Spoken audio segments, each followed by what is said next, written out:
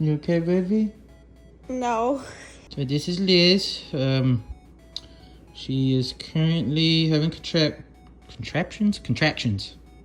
Yes, she's having contractions. Hey, what's up everybody? This is Liz Katz, and this is the long-awaited Babylirious birth vlog! Why did it take me 3 months to be able to sit down here and record the story for Babylirious? Well, as you can tell, Babylirious is very much a very hands-on baby. She loves attention, which is really good. I love giving you attention. Come up here. Come up here. Yes. There we go. Okay. Oh. Okay, so now that we're holding Babylirious, we can kind of expect things may just change at random. There may be a lot of hard cuts and edits in this. She may change positions and clothes and change times of days. It might even be a different season. I don't know, but we're just gonna have to work around it. Sorry. But I love you. I love you, baby girl. Okay, you ready for the story of how you were born? Do you want to hear how you were born? You want to hear how you were born? Yeah? It was the last week of September, and at this point in my pregnancy, I am not sleeping much at all. It's like lucky if I get a few hours mixed in here and there. I was extremely uncomfortable. I'm a very tiny person. I'm only 5 feet tall, and I always have normal size babies. Not that 5 foot tall person is a normal size. So it was the middle of the night. I'd say around 12 a.m. I finally got to sleep for an hour, and I woke up around 1:30, and I started feeling the contractions and stuff, but they were very mild, but they were more than, I mean, this wasn't my first rodeo, so I knew they were more than just those practice Braxton Hicks contractions. So I was like, uh-oh, I think it's the day. Funny story too is I intended to have a few more days before I'd have to give birth, because I had just, like, the day before gotten a spray tan, and I had gone so many months without one before that. I was so proud. I was excited to do a shoot where I had the alien chest buster coming out of my belly. I had a little prosthetic I was gonna spirit gum on there, but it didn't happen. We went into labor instead, and now you're here. And now it looks silly to put that on after the fact. It wouldn't make any sense, would it? Wouldn't make any sense. Maybe next time. So that night is when I kind of started feeling it. I was like, uh-oh, try to get some sleep. Well, try as I may, I could not fall asleep and rest. I wanted to, and that's what they tell you to do, is try to rest very early into labor, because you're gonna be exhausted later either way. I could not rest at all. So around 3, probably 4 a.m., I finally give up. I'm like, I'm just going to make sure everything's all packed and ready, because I'm pretty much packed, with my hospital bag, but I figure I could throw a few more things and finish up with, like, the toiletry essentials. So I packed my bag. I was actually feeling pretty, so I took a shower, I put on makeup, I did my eyelashes, and I did it all through the contractions, which were pretty painful but still manageable. I kind of, every time one would hit, it was like, ah, and like would have to wait it out and then go back to the task I was doing. Let me tell you though, I'm looking like a little overly good for being, not to like toot my own horn, but I was looking good for being in labor only because I had just gotten a tan, and back before she was born, I still had time to do my makeup and eyelashes and stuff all nice. This is like the first time I've done it in 3 months. I'm very proud though. I start keeping track of and timing the contractions, and they're starting to get closer together and a lot more intense. I get to the point where obviously I can't get ready anymore. It's like a struggle. It was a struggle all along. I had to keep stopping every time one happened and being like, ah. At this point, I was kind of bothering Delirious. I'm like, hey, I think we're gonna have the baby today. Then he got up and he was all excited but nervous. He hadn't packed any bag yet for himself, so he was getting his own stuff together. And I admit I was getting like a little agitated, because like I wanted to help on my stuff and he was just there doing his, but I was okay. I call the doctor and let her know around I don't know times at this point. I really intended with this birth to be both natural and a like medicine-free birth. The only thing I did have to take, and I knew ahead of time, was an antibiotic, because they swab ya for, what is it, group B strep, which is I guess this random occurring bacteria that comes and goes off of people. So we're dirty little monkeys, and like the filthy hobbitses I am, I came back positive for group B strep at that time. And they don't treat you though before you give birth, because they say that it's a random thing that can come and go and they can get rid of it, and then you get the bacteria again and it's back.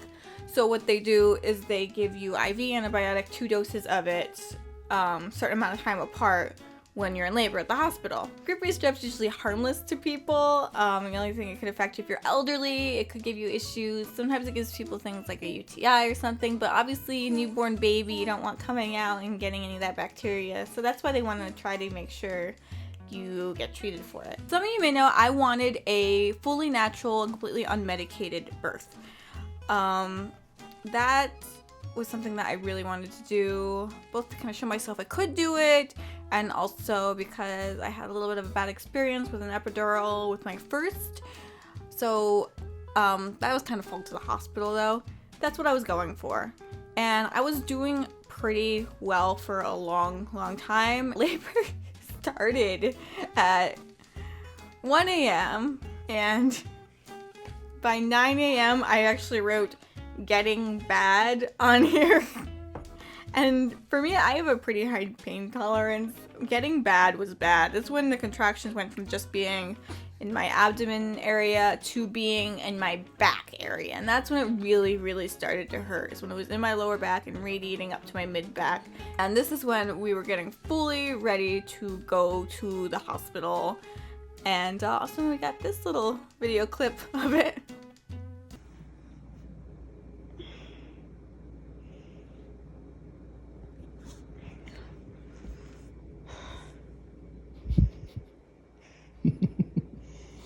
You okay, baby?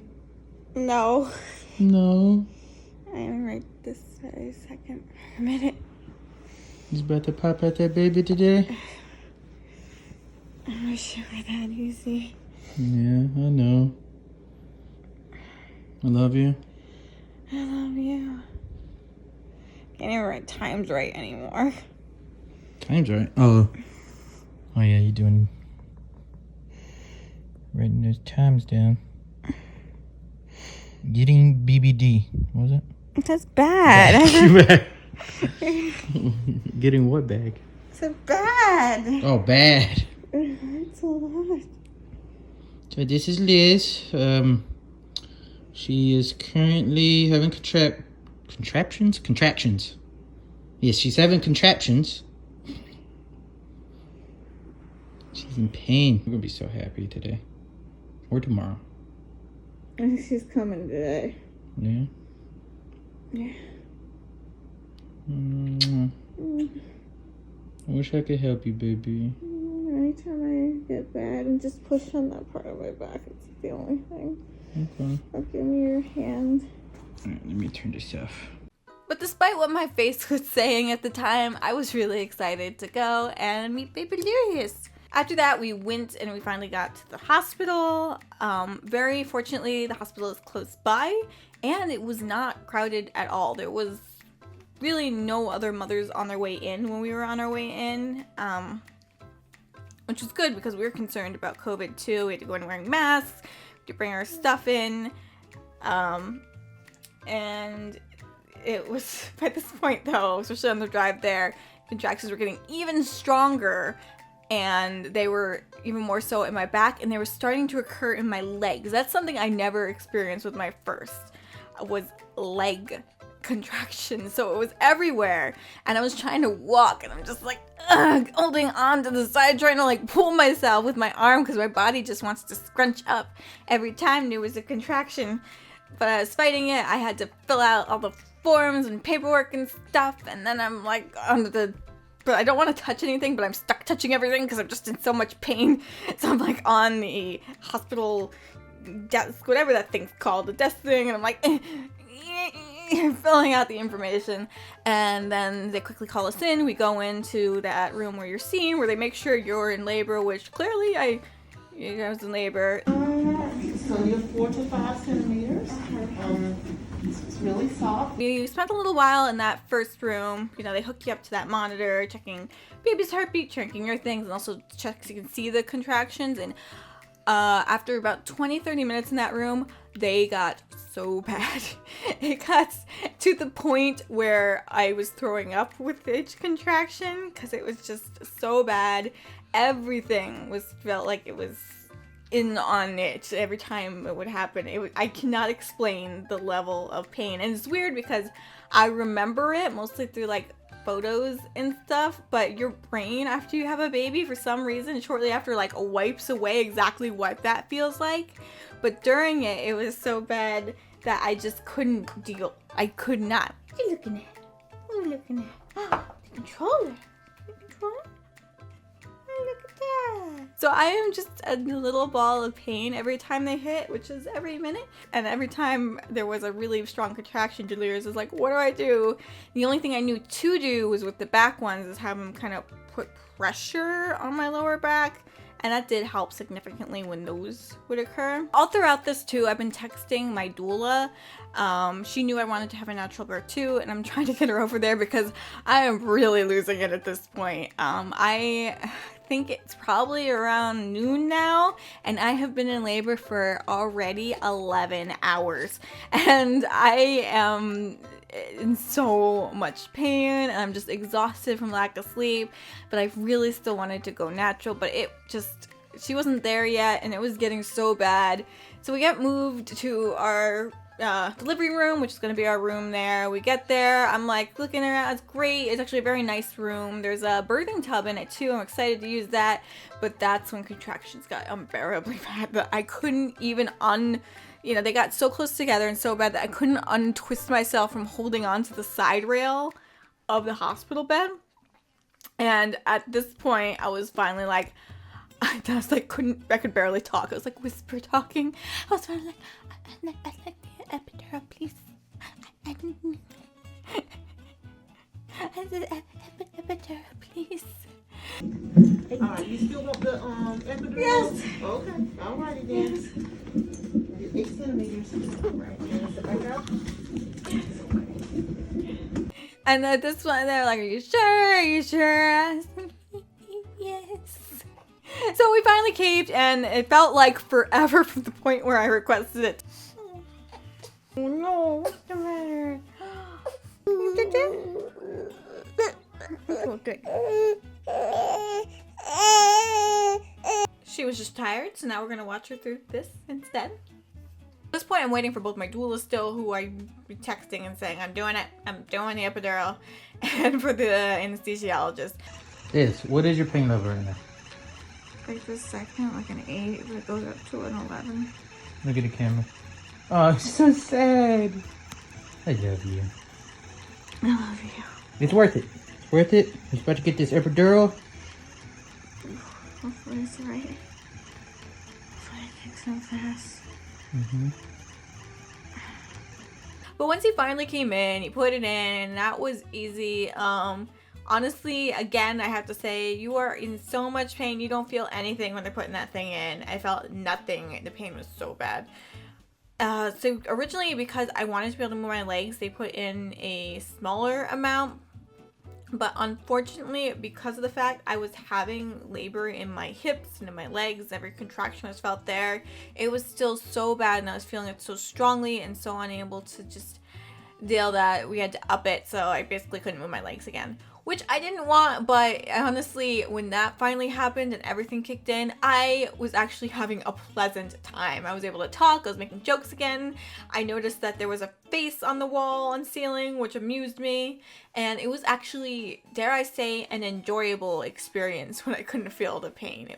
So we're all just kind of waiting. I had to get my second dose of the antibiotic, and we're trying to wait it out. And then finally comes time where I can push. And that was like exciting because I was finally like, yes, finally. They had to also wait because they did have a few other mothers in there, and I think they had limited staff, so they were trying to deal with it.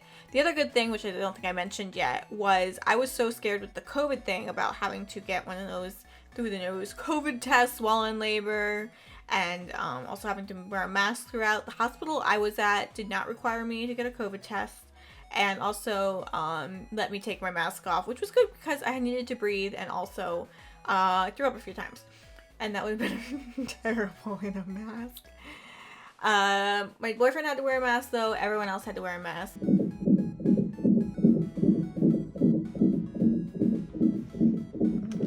So when it came time to push, we tried a few different positions, which I liked. I didn't do that with my first, and I liked that they suggested it. Tried going to the side, going to the right. We tried a few different things too that way.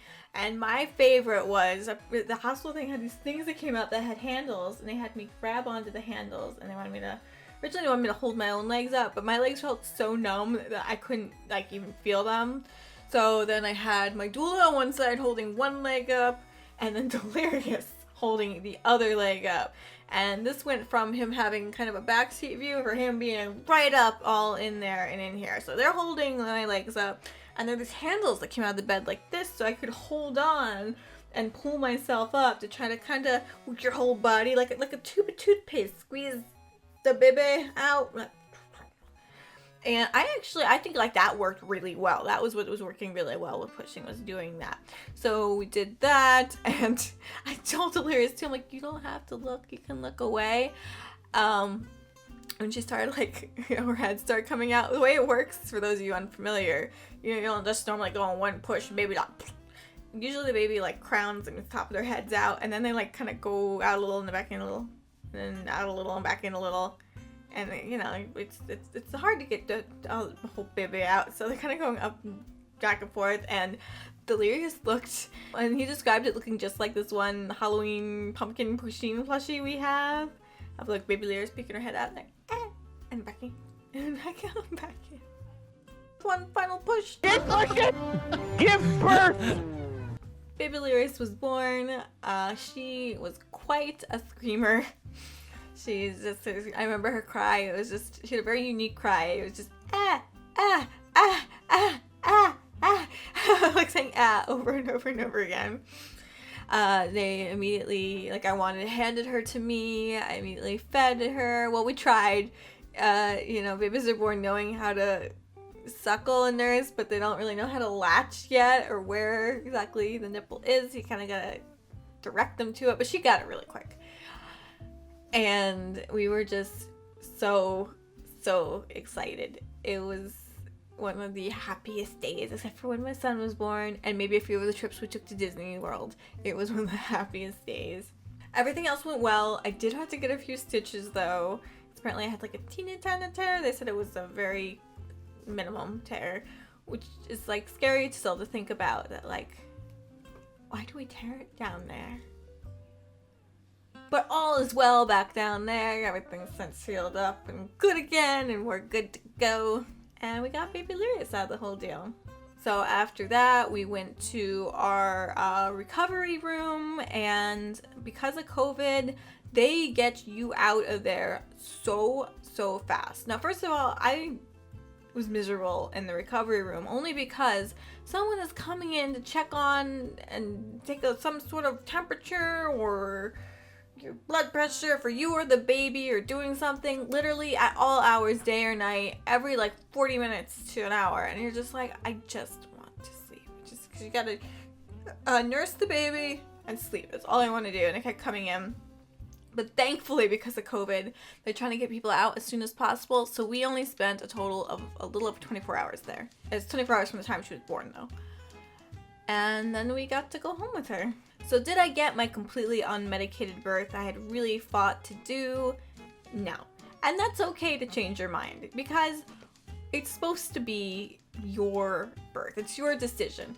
And part of the thing I decided when I was in that much pain that I could barely even breathe, it was so much. And then knowing now that I was still going to be in labor for 6.5 hours after that point, that tells me that I made the right choice, because 6 hours of that would have just been crazy.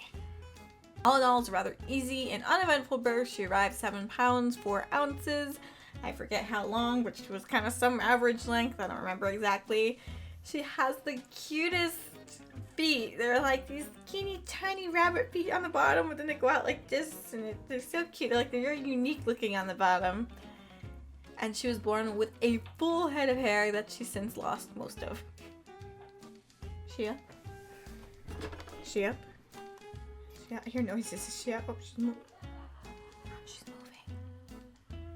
Oh, she's awake. She's awake.